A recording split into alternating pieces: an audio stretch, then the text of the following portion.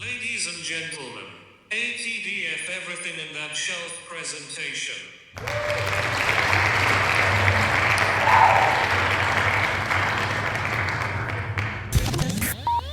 You're now rocking with TDF everything. Spoiled rotten.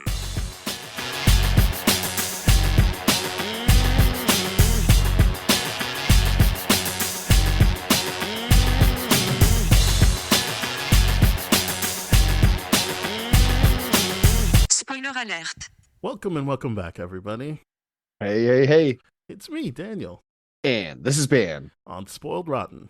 on that shelf. Boom. We are here. You read the title. We are here revisiting the Lego Batman movie with another cool guest. Nate, thank you very much. You're from the Springfield Googleplex podcast. That's how we intersected and crossed paths. A show that every time I listen to, I'm like, man, we should probably get that professional with it. But we are what we are. But yeah, I always get that bit of envy listening to your show. Just like, this is really well done. So thank you very much for doing this show with us. We really appreciate it. Thanks for having me. It's great to be on the show. Excellent. Yeah, I think we're just gonna jump right in, and people are probably waiting to hear we've been asking everyone, what are your top 5 comic book characters? Yeah, so this is a good question. I have to admit, I'm not like a huge comic book person, like reading, the actual comics. I own a few, and I'll get into that. But mostly, like, my experience of comic book characters is through movies, through cartoons too. I was a huge fan of cartoons as a kid, still love them. But the first one on my list, my number 5, is actually a character that I mostly experienced through the comics, and I actually don't love the movie version, which is Dr. Manhattan from The Watchmen. That is a great comic book version. That's just a great comic book character. Yeah, totally. I love that character. I think it's such a good take on the kind of Superman level, can do anything kind of character, where he's kind of a monster, kind of can't relate to ordinary human beings anymore. Such a cool design. And actually the TV version recently, I thought, did a really cool job of kind of reimagining. I loved what they did on TV. To be fair, when I first saw the movie, I had only recently watched the comic, so the movie for me was like, oh, that's the thing I remembered that I liked from the comic. Like visually, I was aware they weren't really capturing the essence of the comic book, but visually I was like, yeah, I remember that panel. But yeah, in terms of the comic, I remember truly being like, whoa, this is just getting that insight into someone's brain who can be everywhere at once, at any time, at all times. Yeah, that great pick, because I thoroughly enjoyed reading that character. Totally. My number 4, it's kind of maybe a bit of a weird pick, but Jessica Jones. Again, no, not a weird pick. And again, I'm not familiar at all with the comics, the comic version of Jessica Jones, but I really loved the Defenders sort of sub MCU universe. Minus maybe Iron Fist, but the rest of it, yeah, I mean, I feel like pretty much everyone says that, and I didn't like Iron Fist either, but I think Jessica Jones season 1 was my favorite of all the Netflix stuff. Yeah, and it did a pretty amazing job of kind of creating this whole world of what New York is all about, and through her eyes in this world, post the alien invasion, what's going on in New York. And I think when I watched that, I had maybe just moved to New York, if I'm getting the timeline right there. So it was like a very cool thing to see, right? And I love that version of the character. All of the sort of personal stuff she has going on, the nemesis they create for her, and I'm forgetting his name, but it's Kilgrave. Kilgrave, no, there you go, that's it. Is it Kilgrave? Yeah, hell yeah, it is. Yeah. Yes. I love that. I thought that whole season was so good, and she's such a fun character to have as a guide in that world. All right, number 3, Bulma from Dragon Ball. This is the second Yes. Dragon Ball reference we've had. I always feel at a loss here because I didn't really watch or read or do anything. So I just have to appreciate the character. So references. this is right up my alley because I love Dragon Ball. That's like the only anime that I've ever like. I put on Baki recently on Netflix because I was like, I heard good things about this. I'm like, I don't understand what's happening, but with Dragon Ball, similarly, I didn't understand what was happening, but I was young enough to be like, it's a cartoon, let's get into it. Totally. So why Bulma for you? So there's number one, it was probably my first anime that I was like ever introduced to. Yeah. And so, because it was on when we were kids, and was one of the first translated things. I think that and Sailor Moon were like the two that were out there. I love them both. In my eyes, those were the first two for sure. Totally. And but I loved the thing I always loved about Bulma is number one, she looks really damn cool. She has that blue hair, right? Always was wearing kind of like cool clothing, I feel like. And her superpower was basically that she always had these like pill-sized things that could turn into like a car or turn into an airplane or like any gadget you could imagine. And I just always thought that was so cool. And the dynamic between her and Goku, particularly in like the original series, like Dragon Ball, was so awesome. That I watched like all of Dragon Ball Z, but I prefer Dragon Ball. I think it's more fun. There's less filler. There's less charge up time, there's less running time, there's it's more straight to the point, and there's more believable adventure that you can have in that world. I feel before where you're just like, all right, how many spirit bombs are we doing before we just spirit bomb the universe?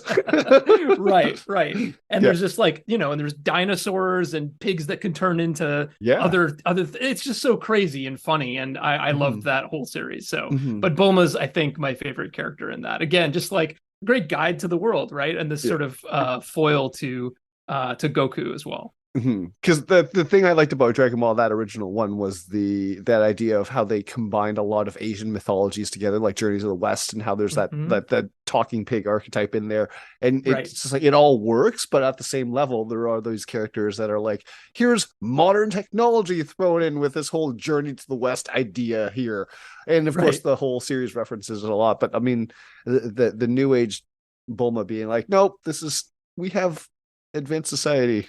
You have a Nimbus cloud. I have a pill car. Right, exactly. And you're going to use my pill spaceship to go fight Frieza. So I got to watch this show. I mean, I knew who Bulma was, to be clear. I had exactly the blue hair and everything in mind, but I had no idea she had like cool pill things she could throw and create things out of. So that's a great character. I'll have to recommit to trying to watch it. You should just like watch that first arc of Dragon Ball. And like I feel like that's the best. That was the only thing, because I don't think they did the later arcs in Dragon Ball, in Canada and the US for a long time. So it was just that one arc on rotation again and again and again. So I feel like I know that whole thing first, but it's got that fun of just they're recruiting all of the cool characters, like pretty much every episode. All right. Awesome. Sold. Cool. Okay. Right. So my next two are pretty basic, but I just can't deny them. So number 2, Spider-Man. I mean, great. And like both of these, I gotta say, there are just so many good adaptations too. So probably like my introduction to Spider-Man was the 1995 cartoon, right? Yeah, baby. There we go. I mean, so good. I feel like my mom was really into it, so I knew about him before that cartoon, but I really loved that cartoon. I think I rewatched it during lockdown, and it was just like, it's not like great animation, but these stories, like everything actually like fits together, and you have to watch it in sequence. Like I thought it was really well made. The writing for it's phenomenal. You have to just excuse the period of the 90s where every character on screen had to have the same physique as a G.I. Joe in order to keep action model. Like Peter Parker does not look like production. A nerd at all. Exactly. He's just like, he looks jacked, and I'm like, oh, it's for the toy sales. So the molds don't have to be that different. Right. It's great. Yeah, and the animation is like janky as hell. Going back to it, you're like, wow, so good. It's like people give anime flack for like having a lower frame rate and like these shortcuts and stuff.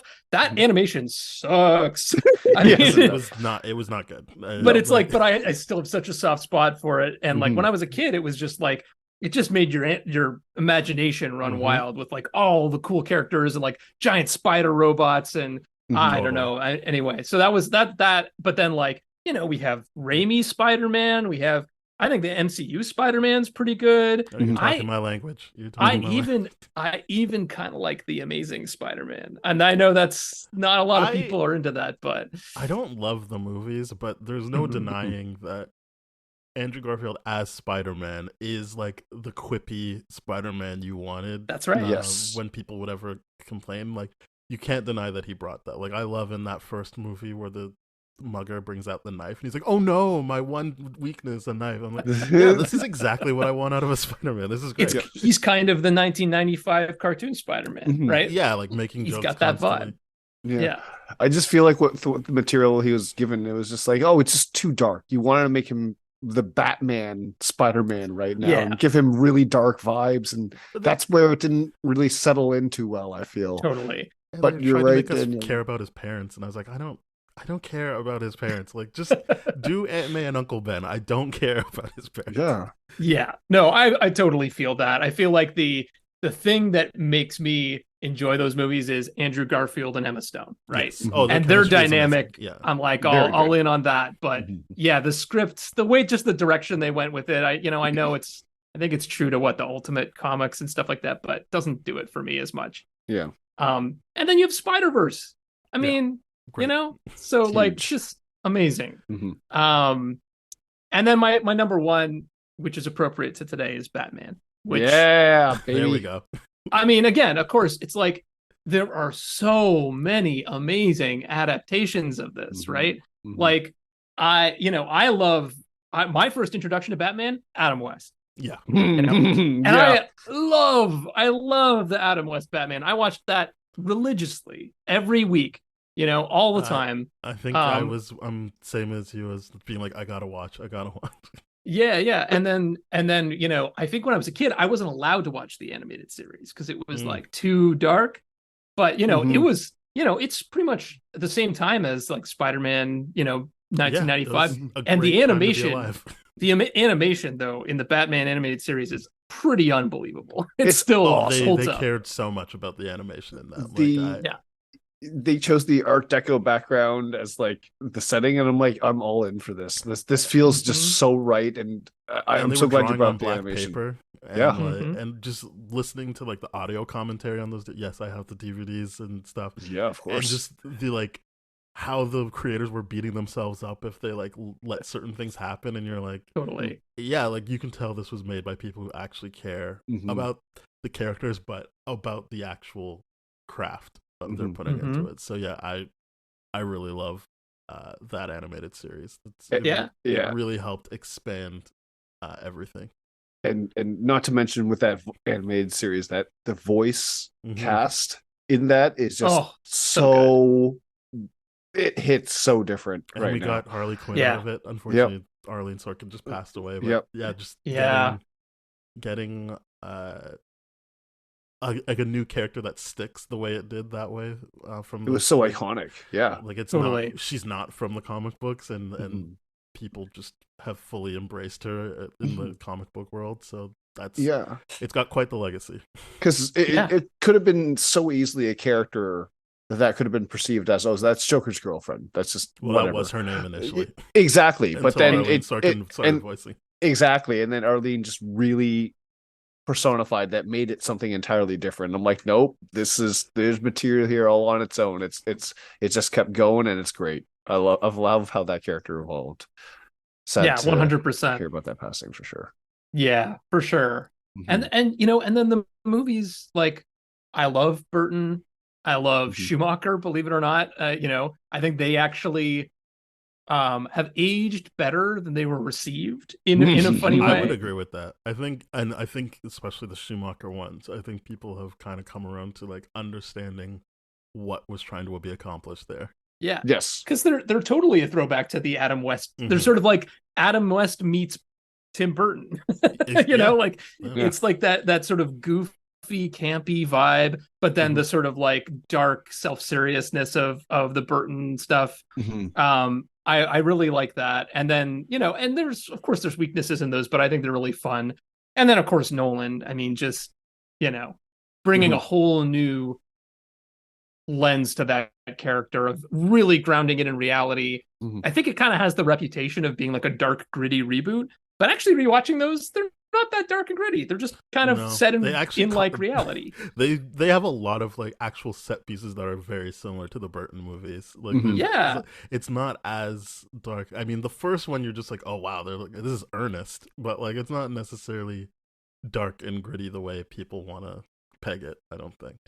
I agree with that. It's just like, yeah, it's Nolan using scale and IMAX and the screen to make everything epic and gritty and all that kind of stuff, and lighting, of course. Right. Yeah. I think the only adaptation I'm really not a fan of is actually the Snyderverse sort of iteration. Hey, I don't know where you stand on that. Yeah. you and me both. I mean, my unpopular opinion is I really liked Batman in Suicide Squad. Like, he seemed to be doing all the things I care about for Batman, which was when he gets to like Will Smith's character and he doesn't want to beat him up in front of his kid, or when he like knows he doesn't want to, like when he's like, I have to save Harley Quinn even though she's a menace. Or I'm like, yeah, like these are the things I like about Batman, and he's doing them in this movie even though he's in it for like 3 minutes. I'm like, this is what I want out of Batman. Like the Batman versus Superman stuff, I was just like, this is not for me. If people like it, I'm glad, but this is just not what I would want out of Batman. Yeah. I think the most effective thing about that Snyderverse Batman is when you put him under the cowl and don't give him dialogue. He's just like, he's a beast. He's actually, the way he moves in the ceiling and all that kind of, like, it's actually really, really fascinating and cool. But then the moment you're like, let's deep dive into this character. Oh, you mean the one that's retired and doesn't want to do this anymore? No one wants to deep dive into that. Yeah, I don't know why they started with him on his way out. That's true. Although I have to talk about this one adaptation too that I love deeply is Batman Beyond. Great. Yeah, baby. But which is the version of retired Batman that I want, which is like old man Bruce years Wayne. With that Batman, we didn't just start with him. We were like, this is our Batman from the cartoon. Totally. I love the way that series actually extended the animated series into like this and new the reason he future. even retired was amazing. Like when he's like, oh my goodness, I can't do this anymore. Like you see the fear in his face and like he's met his limitations, and you're just like, this is a great jumping off point. But again, we already had like at least a decade with him before he did that. That's right. Yeah, no, exactly. We need like the Christopher Nolan Batman retired. Yeah. Different actor, same character, whatever. I don't care. Right. But like, I'm a big fan of Batman. So I loved your list. I thought it was a great pick from each thing. I love the honorable mention for the Batman Beyond, especially the way Bruce is portrayed there, because it's the reluctancy is like, no, I don't want to do this role. I don't want to be the Alfred like Oracle role. I would much rather do this. It's just I physically can't, and so I'm going to do whatever I can within my capacity. Like, I love that about this version of Batman. It's like, no, I would much rather be wearing the suit. You're wearing my suit. The fact that in the opening scene he's wearing that actual suit, you're just like, this is sick. He has that suit and he actually still couldn't do it. He's at his limit. Like, totally. It's the Batman I want to see. I don't want to see a Batman be like, oh yeah, Gotham doesn't need me anymore. I'm like, right. And totally. And I love that it gets into the weird dynamic between Batman and his various wards. Yes. Which we'll talk more about in this movie. But the thing I love about this movie is that it takes all those different versions of Batman and it's all plays Batman. with all of them. Yeah. I mean, let's get into it. We're going to talk about Lego Batman from now on, if anyone's listening along. And I want to, I just want to say for real quick, I have never seen this movie before. I thought that was me neither. I didn't realize that was the case for you too. Oh, okay. Okay, so I feel like a fraud when it's a revisiting episode. I'm just going to say that right off the bat. I'm like, I've never seen this before. This is a fresh thing for me. I love it. Well, okay. There we go. How did it go for you guys? Because you guys had never seen it before. Oh, Nate, I was digging it. I was digging it. Yeah. Daniel, had you seen it before? Yes. I think I'd seen it like twice in theaters. And I thought I actually had the Blu-ray of it. So I tore up my house looking for it and then had to rent it instead. I was like, I can't believe I don't have this Blu-ray. So I I really, really enjoyed it. But my whole thing going into this was like, how are they going to make a Batman movie that's Lego themed? Because at this point, this is 2017. Every version of Batman we know is dark, gritty, and isolating, and doesn't trust people. And I love how they actually took that and made it multiple jabs and the point of this whole movie, and the fact that he can save Gotham by giving into what the Joker wants. And I'm just like, this is amazing. This is actually very, very deeply layered storytelling, and appropriately layered within a kids movie, where it's just like, yeah, we're not gonna kill like, I like that joke where it's like, let's bathe it in blood. Not blood, how about lava? Yeah, that's better. Yeah, it's like, yeah, that's PG-13, it's lava. Okay, cool. Had you seen the Lego movie before? Yes, this? I have. Okay, I have seen the original Lego movie, and that's why I came out of that and being like, I don't think the Lego Batman movie is going to be for me. Right. Oh, interesting. So you weren't a fan of the? Well, I mean, at that point, I just didn't know what I was getting into for the Lego movie. Okay. I saw the cast and I was just like, oh yeah, I guess they would be doing family-friendly movies at this point in time. Sure. Yeah. I think it's a very fun movie. I think the one thing I forgot was how much they really stick to the Michael Jackson quote. Like, it starts the movie and I'm like, oh, okay, yeah. And then you're like, oh, by the end of the movie, you're like, oh, this is the whole point of the movie. That's why they started the movie with, like, every scene is interrogating when Batman's actually going to take a look in the mirror and make a change instead of trying to change everyone else. Like, he's trying to make all these external changes and not look inwards. And I'm like, oh, right. Like, so it's the whole movie. So I think that, as Ben said, like, kind of works with the layered writing, because it's definitely got like a joke, like, well, more than one joke a minute. Like, it's really front loaded with a bunch of jokes. But yeah, I think what takes it over the top for me is I thought they did a good job with the emotion as well. I was rooting for Batman to be able to have a family, and for Dick Grayson to maybe stop saying padre, but at least have a father, like, have a family as well. Like, I genuinely cared about those two coming together and finding what they needed in life. Yeah, totally. No, I think they do a great job, and it helps that you have two actors who have worked together before as well. In those roles. They've already played family, so it worked out for them. Yeah, so good. I'm like, Michael Cera as Robin. I'm like, yes, this is going to be so good with Will Arnett. I love it. Yeah, they definitely. Which, by the way, I think Will Arnett is such a perfect voice actor for Lego Batman. Totally, his comedic. It's such a perfect casting here. I love it. They definitely did a good job with him as Lego Batman.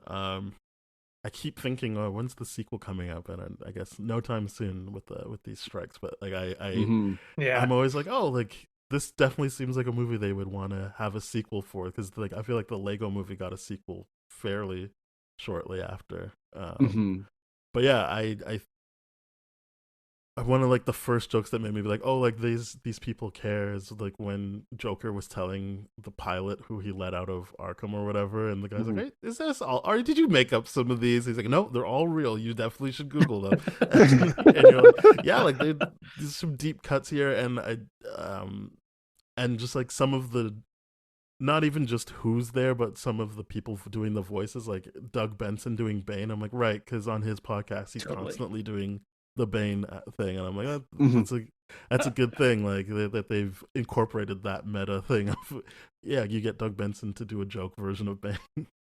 Totally. I love too that the opening is basically like a Nolan style cold open, where you're not opening with Batman, but you're opening with this heist, and then it turns out that the Joker's there. Like, it's such a good parody of that kind of moment in what all of the different iterations of Batman had been. It is interesting too, though, because it's like, what? So it's after Nolan. It's sort of mid Nolan. When did this come out? Oh, this came out 2017. So it would have been right after Batman vs Superman. Got it. So it's after the first Snyderverse Batman. Yes. Okay. Which it feels like it's really on one hand, it feels like it's really playing on that because that version is so self-serious and so dour. But then a lot of the sort of references around how the movie is made is more about the Nolan Batman, like the cold open. Yeah, I would imagine they probably, while they're writing, only really have Nolan, and then because I knew the marketing for this was really heavy on Batman versus Superman, because that would have been the last time everyone saw Batman. But that feels more like an afterthought and more like we're basing this off of everything up until Nolan, basically.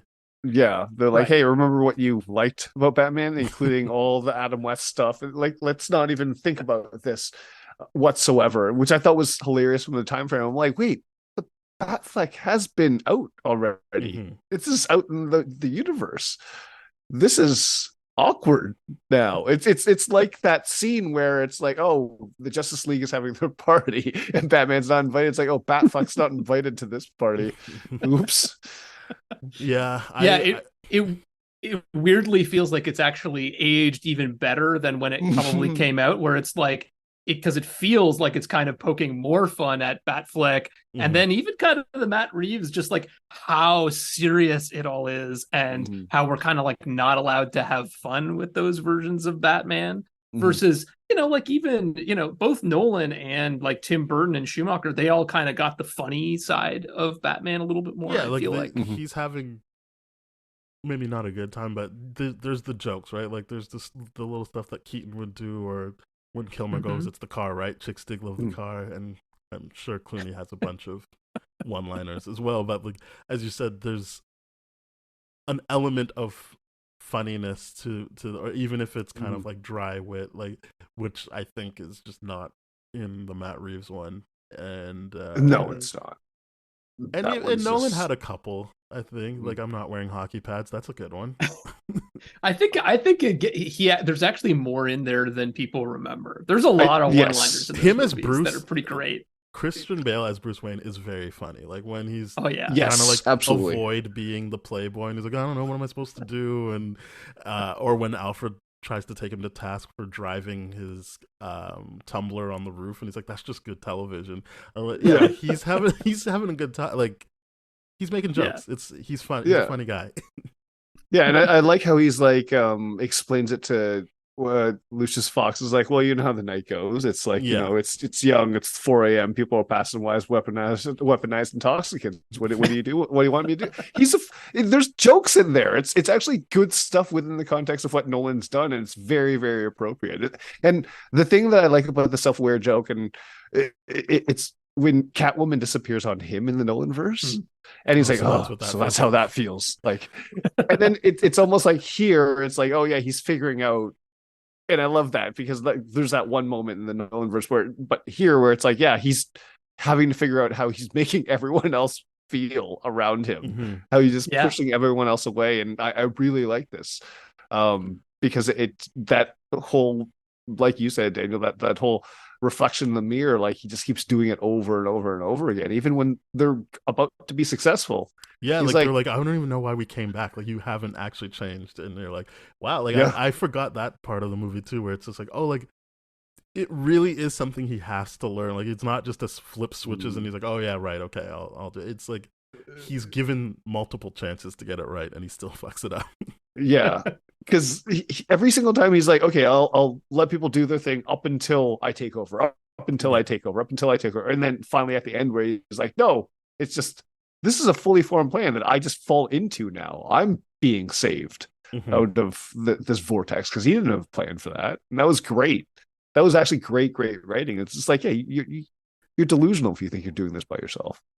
Yeah, I think that's I feel like people like to be like, Batman's a loner, and I'm like, no, this movie really gets to the heart of how he's constantly trying to recreate a family. Like that, he wouldn't have sidekicks, and even if you do Nolan where he doesn't have sidekicks, he's still collecting father figures with Lucius Fox and Alfred and Commissioner Gordon. Like, he wants family around, and I like that this movie explores all of that. Like, there's even the tension between him and Alfred about, what do you know about having a surrogate son? I know it's a joke, but it's like, this is leaning in again, kind of like the Suicide Squad, like leaning into the things I like exploring with Batman, like that element of it. instead of just, no, he's just a dark guy that beats everyone up and always wins. Yeah. That part of it is boring. That's predictable. It's just there's no character development here. Like, and the issue with Batman is like ultimately the scale gets to the point where he has to go back to his paranoid antics where he just doesn't trust anyone, has a backup plan for literally everything, right? It always gets to that point. It never allows it to be like, yeah, okay, Robin, you take this one. Like he's like, no, I'm always going to be supervising you. I implanted this thing in your neck or whatever it might be, Suicide Squad style, because Amanda Waller had a good idea. Like that's the kind of stuff that I expect Batman to do. But here it's just that final fight is like, no, he literally just, the plan was already done. It was great seeing that. Yeah, I think they did a good job with that. What else? Like, how did you guys feel like about this the movie? Joker? This movie looks so good. Can I just say, there's no denying this looks great. It is a great looking it just movie. looks awesome. I love the way, like, obviously I feel like they've got the look of the Legos kind of perfect. Like it looks like plastic, but it's got like, you know, little textures, little wear marks, all that kind of stuff. But then the creative way they use the sort of rules of how Lego works to like create explosions, or like one of the things that really stuck with me was they have like a teleportation effect. Like when the characters disappear and they kind of briefly turn into like little Lego bricks, you know, just before they disappear. Just all those little details I thought were so awesome. Love all the vehicles in this too. Like I also forgot how they still tied it into the Lego movie by having him like reminding you that he's a master builder. So like, he can just be like, yeah, I'm gonna just quickly build this. And obviously, if you haven't seen the Lego movie, you're like, what's that? But having seen it, I was like, right, they can cut some corners there by being like, that's a canon from the other movie, and he can just have his gadgets, and you're like, well, right, so he's got a bunch of gadgets because he can just build them very quickly. I love the Scuttler too, because it's like it like makes sense as a Batman vehicle, but it's not something I think I've ever seen in another sort of piece of Batman related material. I don't know if it's from the comics, but it's so cool. They tried it in Justice League. Yeah. Didn't they in the subway tunnel or whatever that crawler thing? That I wasn't a fan of it in that. I think it works better in Lego. Like I think this is the proper medium for a vehicle like that for Batman.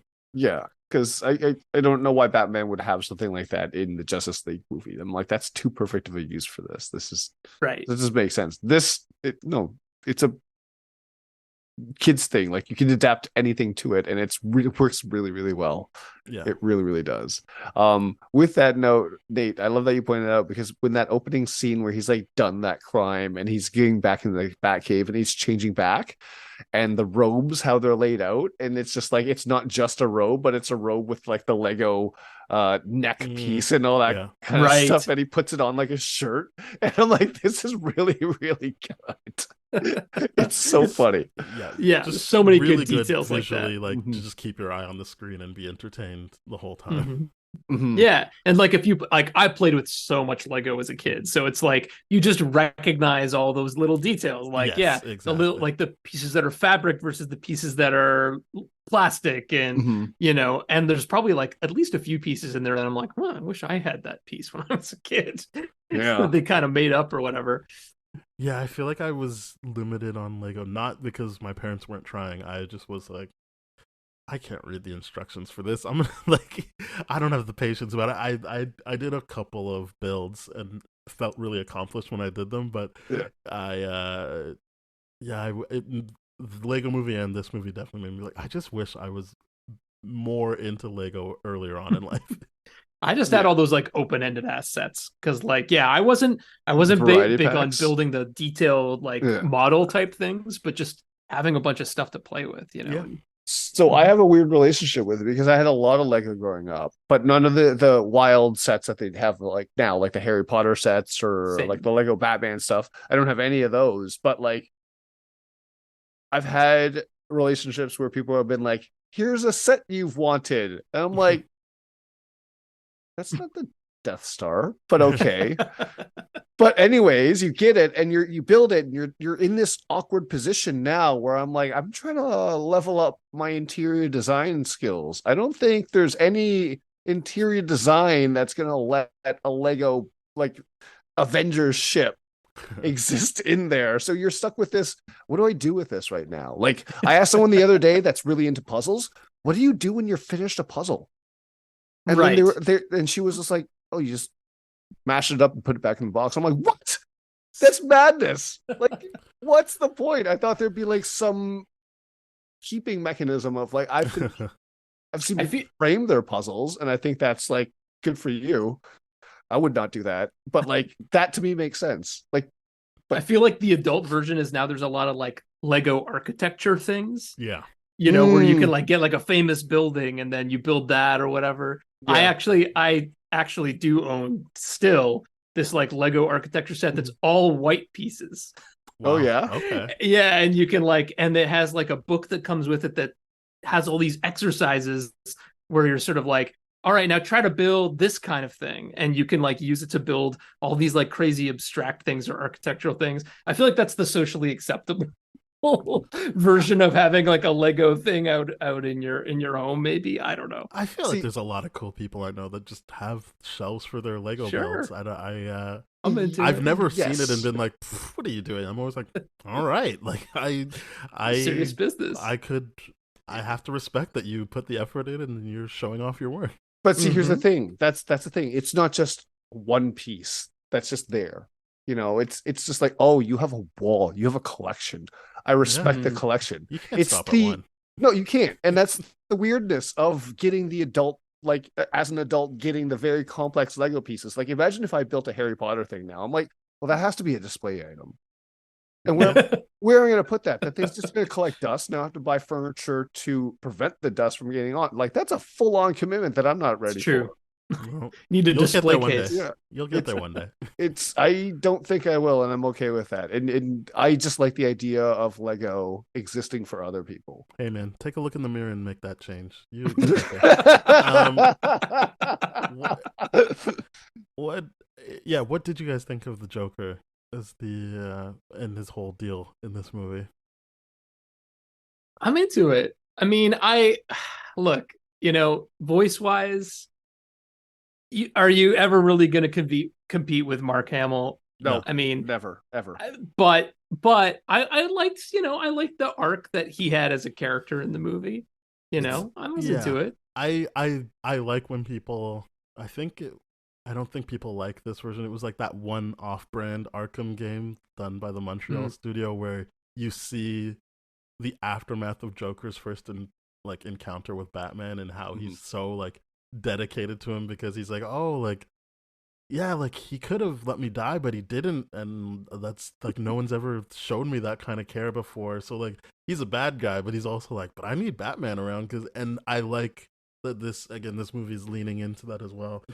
It is weird because it's Zach Galifianakis, who I think you would get him for a certain like thing, but he doesn't really. The Zach Galifianakis of it doesn't really factor into this role. I think it's all the writing. It's not like whereas Will Arnett, you're like, oh, he is selling this stuff, and you are getting the Will Arnett of it.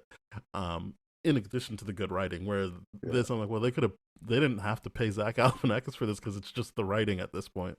Yeah, I agree. It's just I don't think Zach Galifianakis brings the same kind of energy to his voice acting stuff, but because like whenever you see him, he's such a physical actor that you have to pay attention to everything he's doing. He doesn't have to say much when he's on screen. I feel sometimes he's in one of the Shrek things. I think he's really good in that. But is he? This I was just like. I feel like, you know, you also, when you get Zach Galifianakis, you get him to do his own thing. Yes. And this felt very scripted. Like this was, they had written out what they wanted him to say and then he just said it.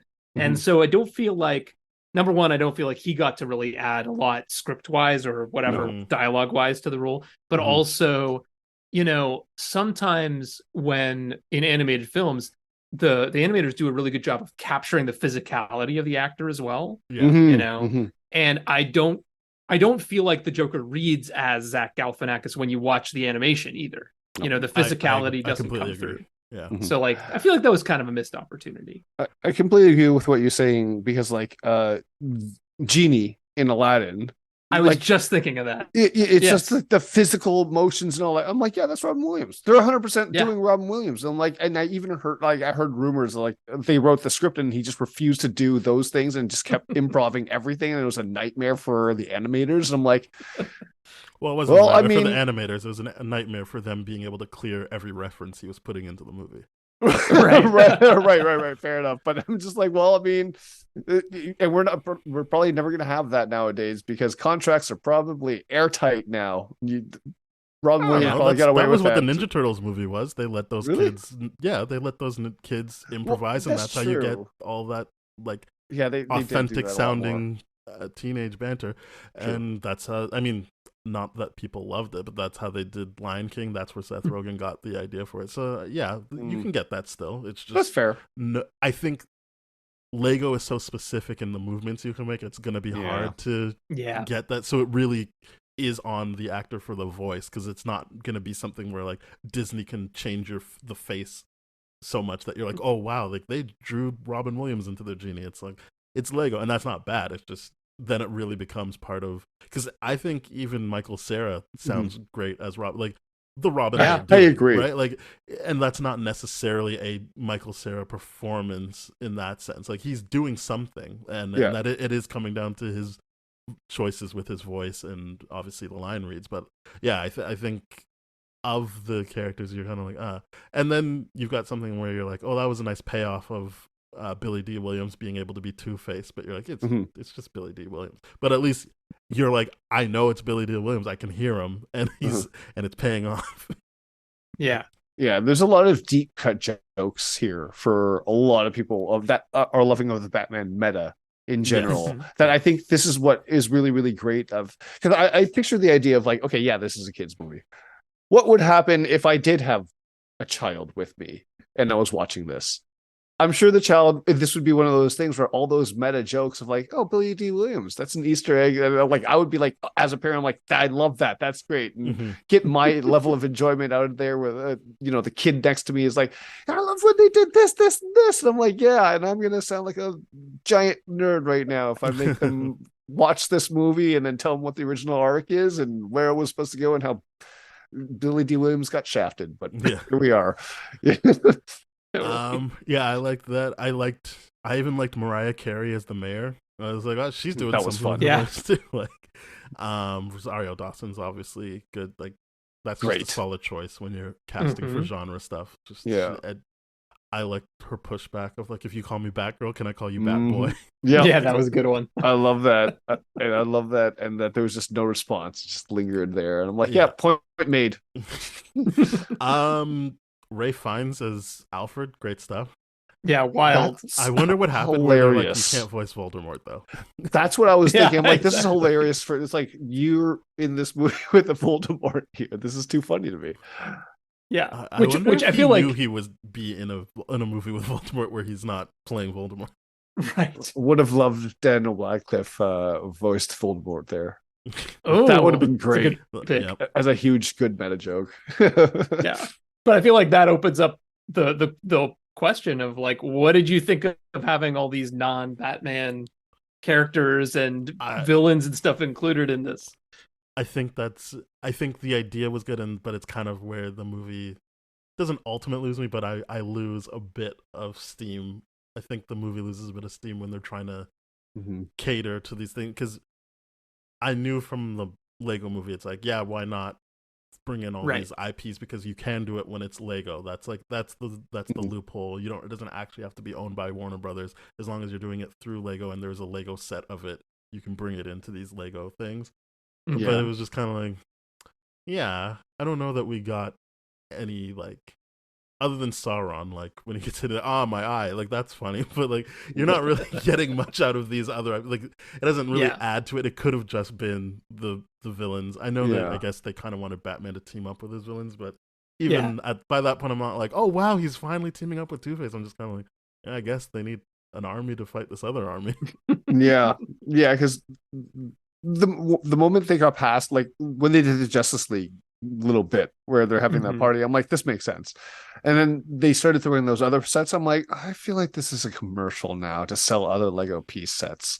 To be like, oh, there's going to be a Lego Harry Potter universe at some point that shows us how Voldemort got into here. So I think the through line for a lot of them is they're all WB characters. Yeah.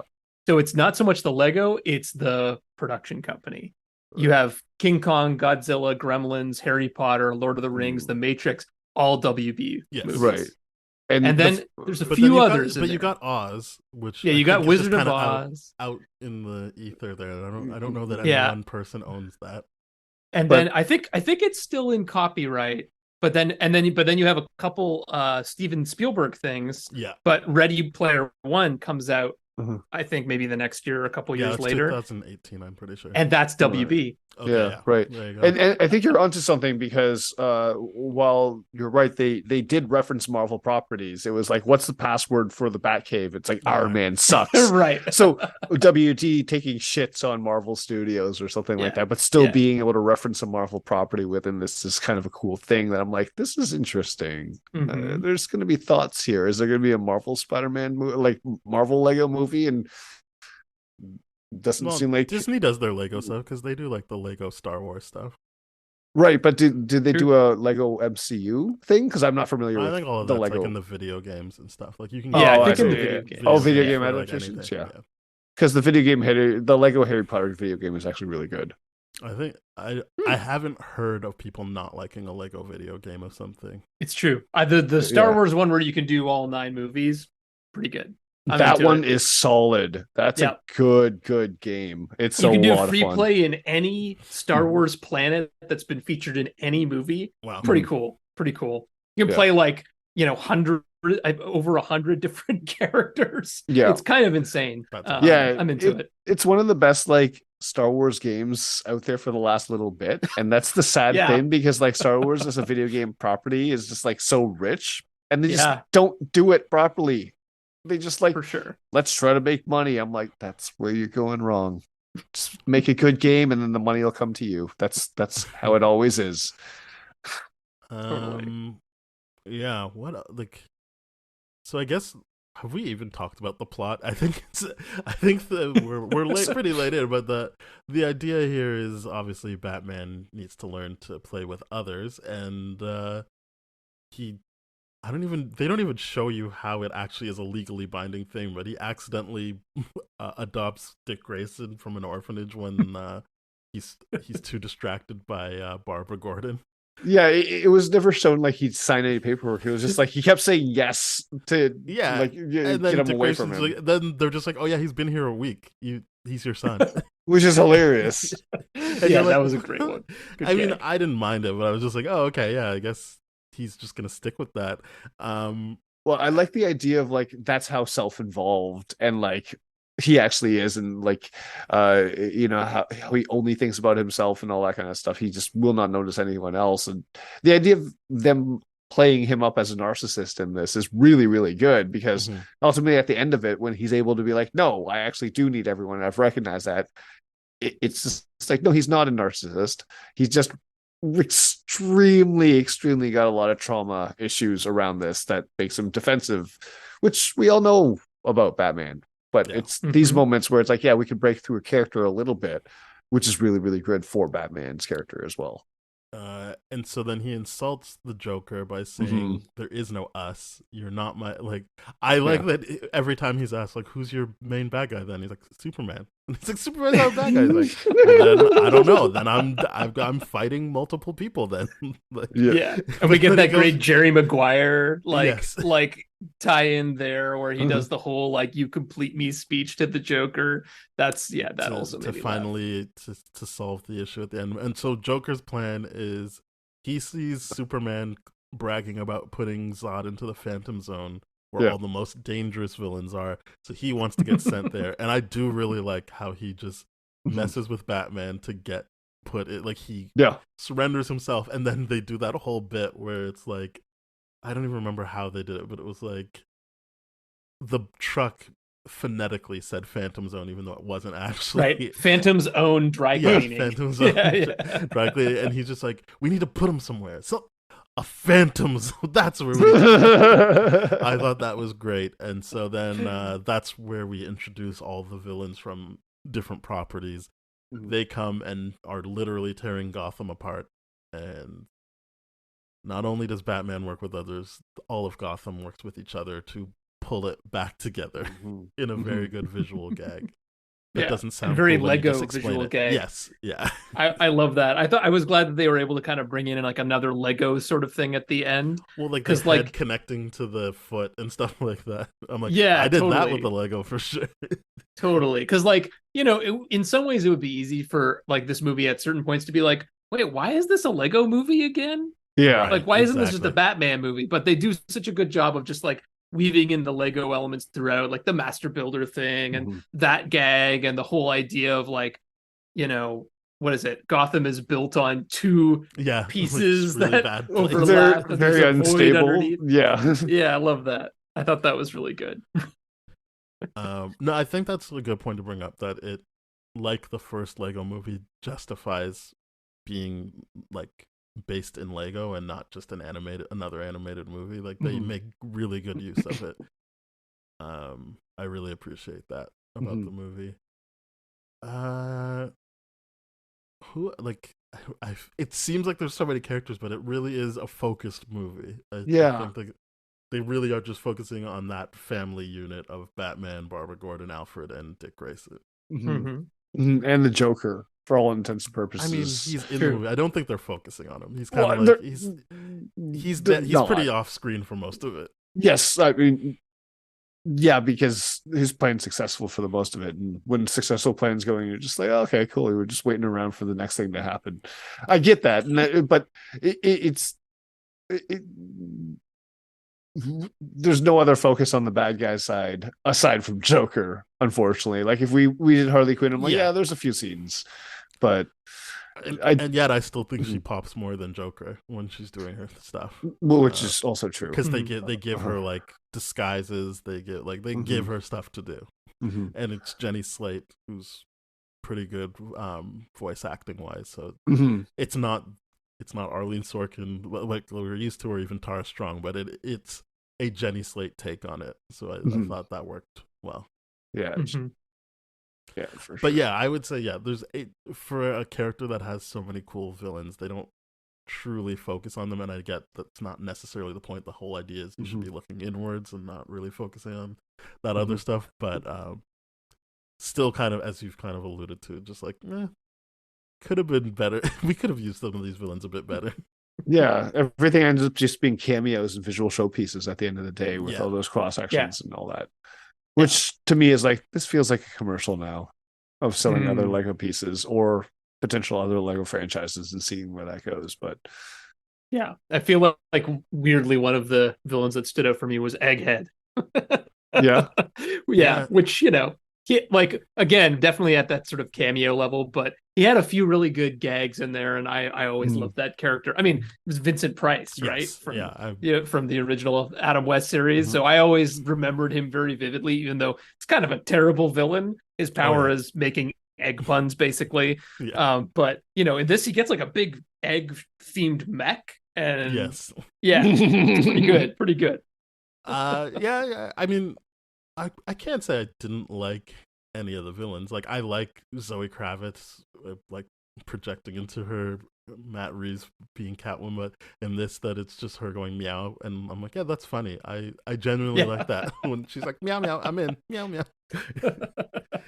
like they're using it well. Like, so like when the villain is there, they're popping, but they had to do something to kind of, because they're all cameos, they had to have like one bit that each of them does, right?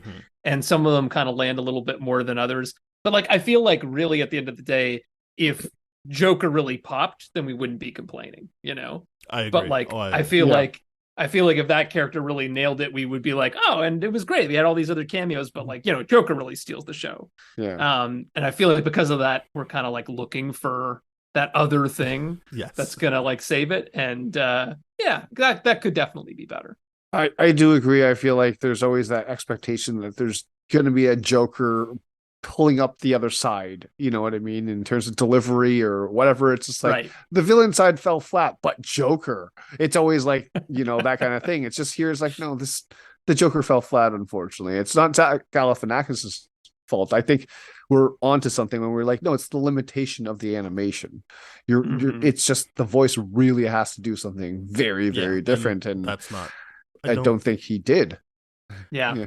Right, I mean, I also question whether the Joker even needed to be the villain in this one, given how much play the Joker #1 always gets, but also especially given all the recent films and everything. Like, could it have been the Riddler? Could it have been any number of other villains? I think that speaks to. I mean, there's 11 writers on this. Someone in there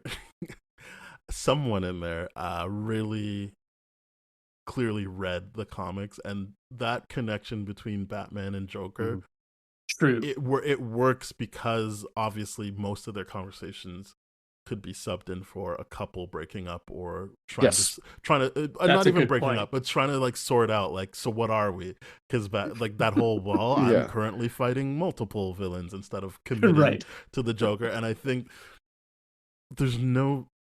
Unless it's Ra's al Ghul, which is even different then, because that I think he was always considered the like, is it Moriarty? Who's Sherlock's like big? Yeah, Moriarty. So like that's supposed to be like mentally that's his like, and Ra's al Ghul calls him detective in the cartoon all the time.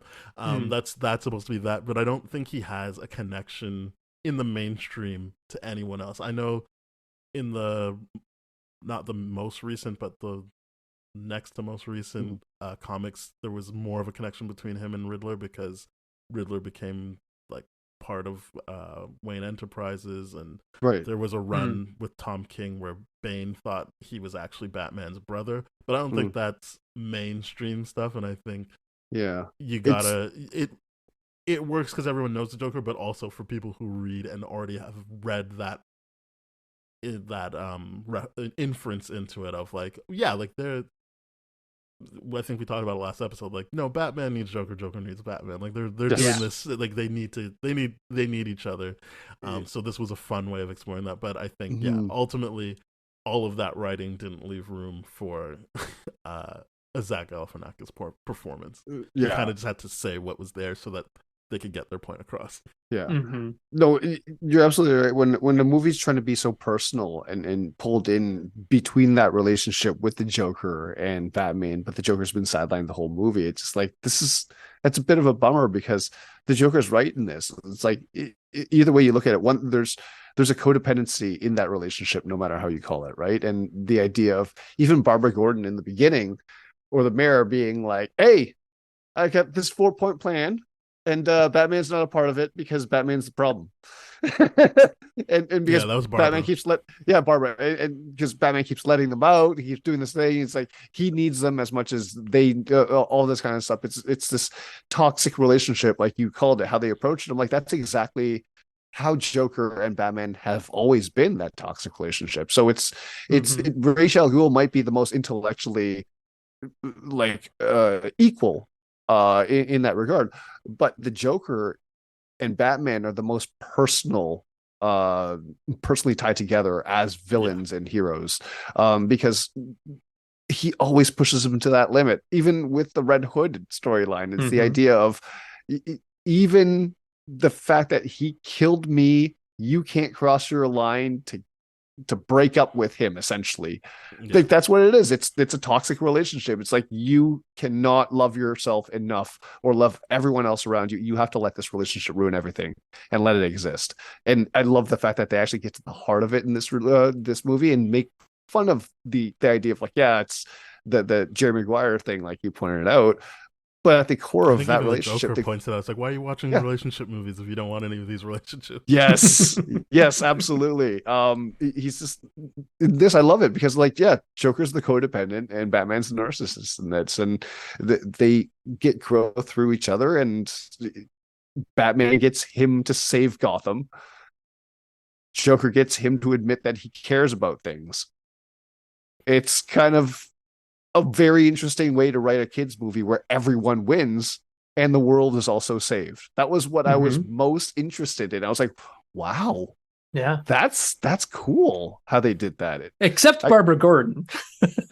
her plan never happens. Yeah, her 4-point plan. It's kind of interesting how it kind of like peters out near the end, and he kind of convinces her that like, you know, this is the way of things, you know. I did think that was weird because I was like, usually the way this works is Barbara Gordon shows him that he cares about other people, but they really do just keep that wall up of him being like, nah, I want to do what I want to do until the Joker the Joker's actions force him to be like, oh, I guess I do care about other people. Yeah. And Barbara Gordon's like, who cares about the 4-point plan? Yes. You know, we love the villains too. They're all part of Gotham City, right? So I don't know if that was actually a gag on Will Arnett's like guest appearance on The Office, where he was like, I have a 3-point plan on how to triple profits in The Office.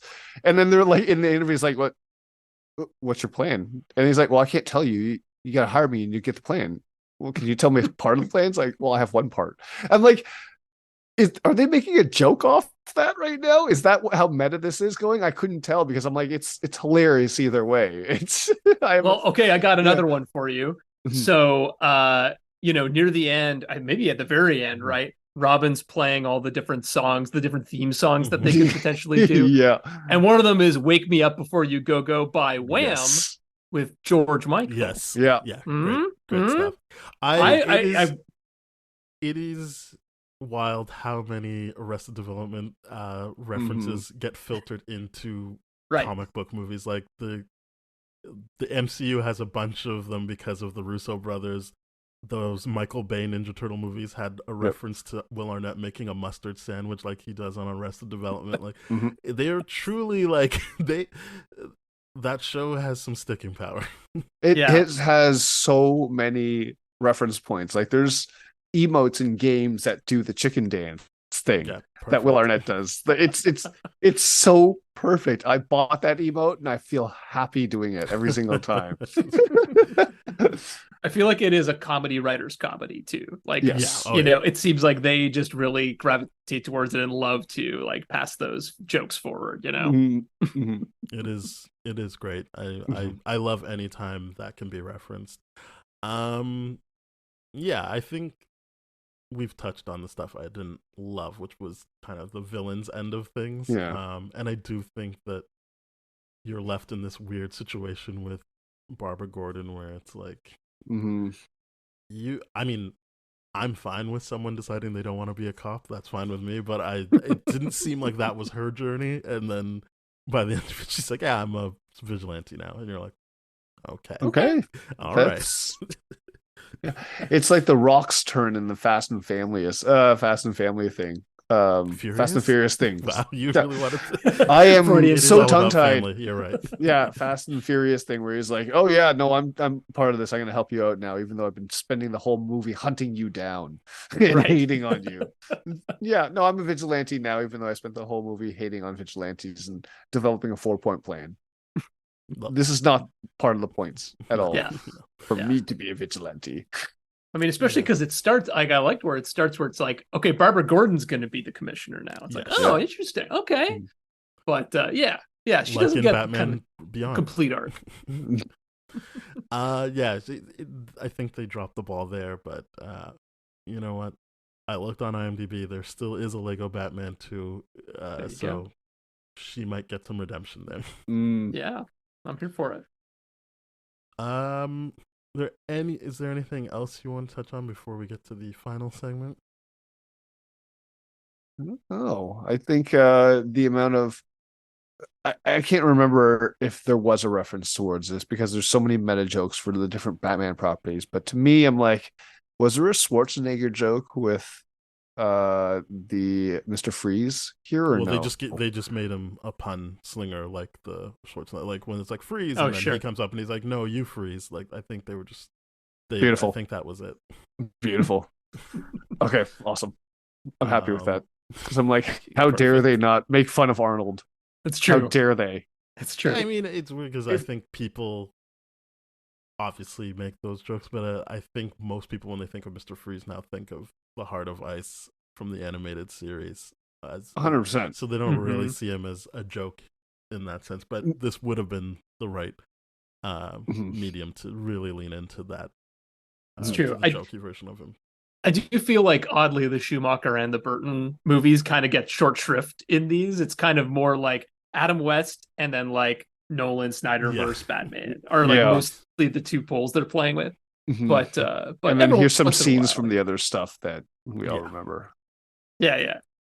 Well, Nate, this is gonna be the time where I ask you, what would you give this movie out of 10?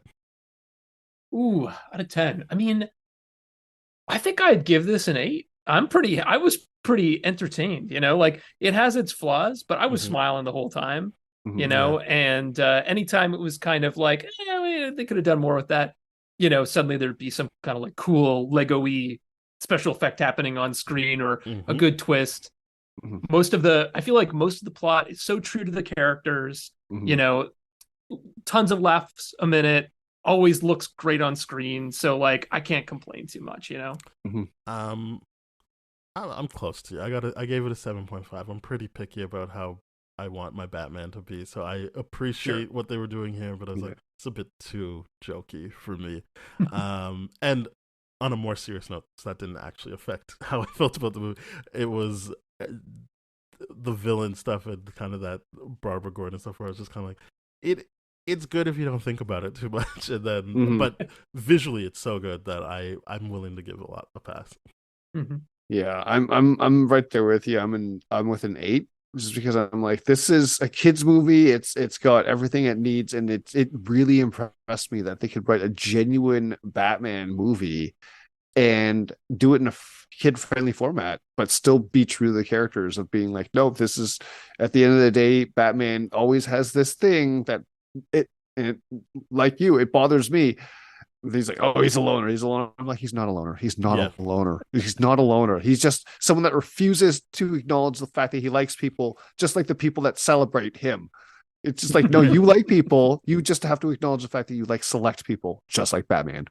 Yeah. Well, I mean, he's trying to protect himself from that loss again. He doesn't want that pain again. But yeah, I agree with that.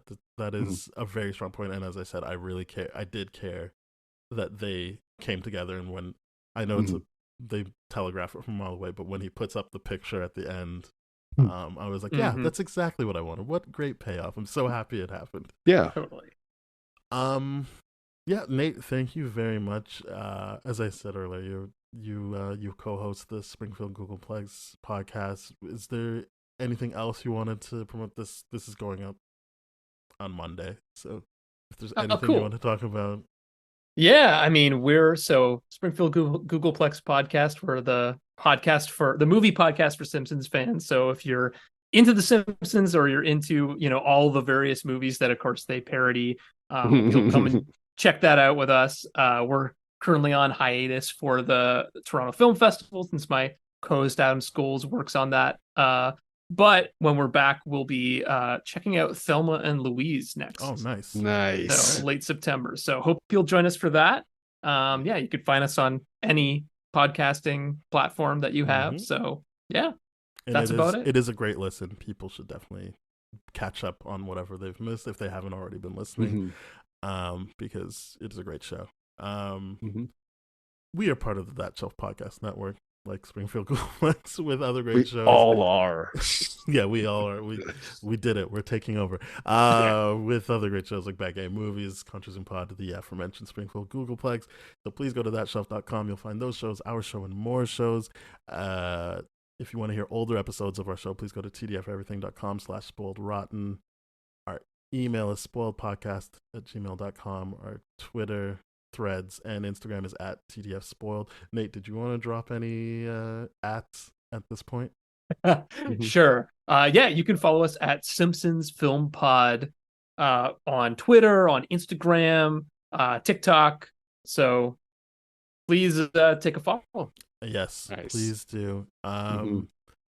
And much like Springfield Googleplex, we are on all the podcast platforms. So please go rate, review, subscribe to both of our shows, share with your friends, follow, do all that great stuff. And we'll be back next week. Thank you very much. Bye-bye. Cheers. Bye.